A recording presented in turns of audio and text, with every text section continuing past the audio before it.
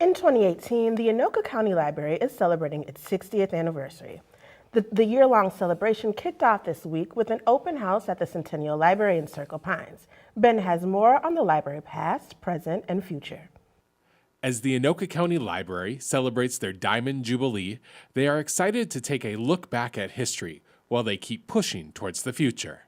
We have always been about stories, collecting the community stories. We have always been about research assistance and instruction, so that hasn't changed in the last 60 years. What has changed is the way we provide that information to the public, from books to computers with downloadable ebooks now. We still have lots of books, we still have lots of resources for the public, but we have gone from serving, I just looked this up, we have gone from serving 20,000 residents to 320,000 residents in 60 years.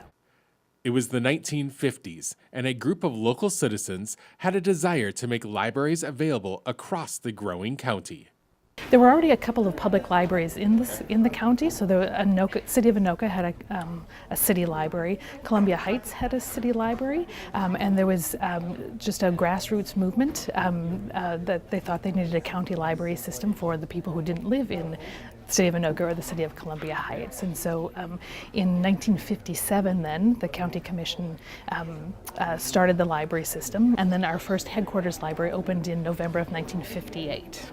The oldest library still operating in the system is the Northtown Library, which has been open since 1965.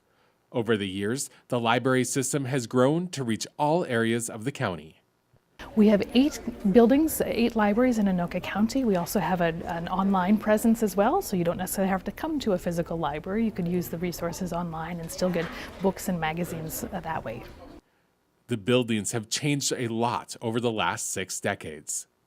It was very few windows. It was a very tall bookshelves. It was a lot darker, like dark wood paneling, and so libraries now are much more open. The focus is on the people and the interaction going on rather than a warehouse for books. So it's much more bright, much more interactive.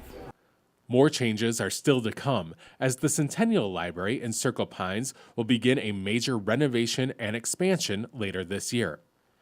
More events will be held throughout 2018 to celebrate the 60th anniversary. These historical displays will spend time at each library in the system, and you can even get a little piece of history for yourself. We also have collector's edition library cards with historic images on them as well. So we're coming up with little ways all year long to celebrate.